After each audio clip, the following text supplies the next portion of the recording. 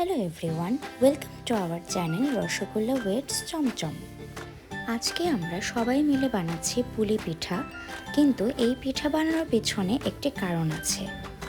কালকে আমরা সবাই মিলে যাব জেঠিমার বাবার বাড়ি, অর্থাৎ আমাদের দিদার বাড়িতে।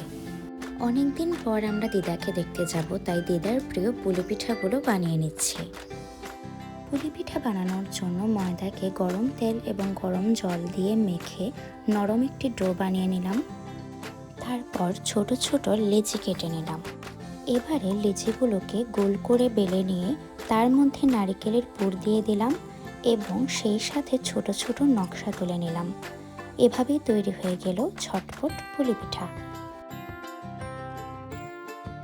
সবগুলো পুলি পিঠা বানিয়ে নেওয়ার পর গরম তেলে ভেজে নিতে হবে।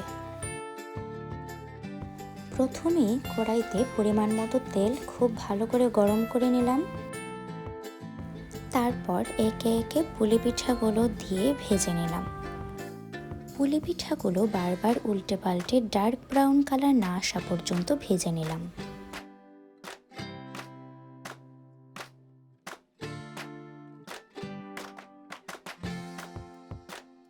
পছন্দের কালারটি চলে আসলে ভালো করে তেল ঝরিয়ে পিঠাগুলো তুলে নিলাম। গরম গরম মুচমুচে পুলি পিঠাগুলো খেতে ভীষণ মজা।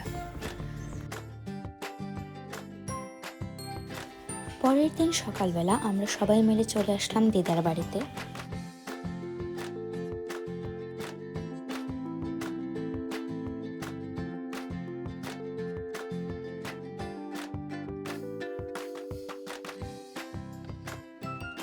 এই যে আমাদের আদরের দিদা।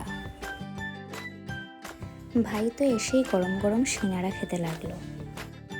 আমরা যাব শুনে দিদা নিজের হাতে সিঙ্গারাগুলো বানিয়েছে। এইদিকে আমাদের ছোট মাসি আমাদের জন্য দেশি মুরগির মাংস রান্না করছে।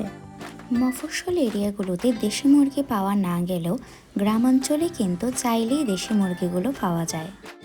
মাটির চুলোয় রান্না করা দেশি মুরগির স্বাদ অতুলনীয়। যে একবার খেয়েছে সেই জানে।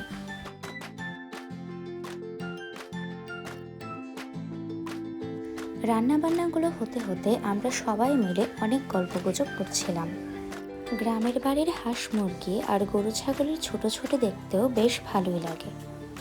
দেখতে দেখতে আমার মামাও চলে আসলো দোকান থেকে। রান্নাবান্না শেষে এবার খাবারের পালা।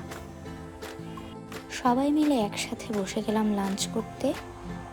প্রথমেই পাতে পড়লো গরম গরম মিষ্টি কুমড়োর বড়া আর ডাল।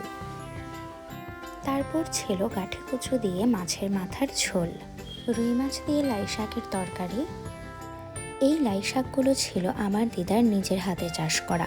ফ্রেশ ফ্রেশ লাই শাকগুলো খেতে দারুণ ছিল। সবশেষে পাতে পড়লো দেশি মুরগির মাংস। মাটির চুলার আঁচ আর আমার মাসির রন্ধন শৈলীতে চিকেনটা হয়েছিল দারুণ সুস্বাদু। খাওয়া দাওয়া শেষ করে এবার আমরা একটু ঘুরতে বের হলাম। মামার বাড়ির উঠানেই রয়েছে এই সুন্দর নারায়ণ ঠাকুরের মন্দির। আর চারপাশে যতগুলো ঘর রয়েছে সবগুলোই আমার দাদু আর দাদুর ভাইদের। এবার আমরা বাড়ি থেকে বের হয়ে গ্রামটা ঘুরে দেখতে লাগলাম। গ্রামের দৃশ্যটা বেশ সুন্দর, চারিদিকে শুধু সবুজ আর সবুজ। জেঠিমা, দিদা, মামাতো বোন সবাই মিলে গ্রামের বাগান আর ঘরগুলো ঘুরে দেখছিলাম। পাশেই ছিল রেল লাইন। রেল লাইন দিয়ে হাঁটতে বেশ ভালোই লাগছিল। রেল লাইনের দুপাশে রয়েছে সবজি আর ধানের ক্ষেত।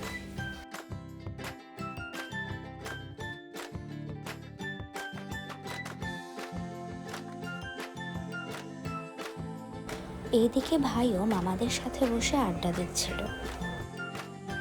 জেঠিমণি আর আমার কাজিন চলে গেল পাট শাক তুলতে, আর আমি এখানে বসে জলের স্রোতধারা উপভোগ করছিলাম।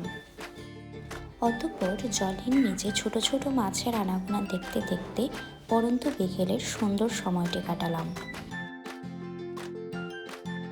তারপর সন্ধ্যাবেলায় মন্দিরে বসে গান কীর্তন হলো।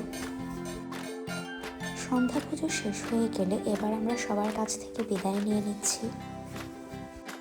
মামার বাড়ির সবার সাথে অনেক দিন পর খুব সুন্দর সময় কাটিয়ে এবার আমাদের বাড়ি ফেরার পালা। তাই সবার কাছ থেকে বিদায় নিয়ে আমরা এখন চলে যাব বাসায়।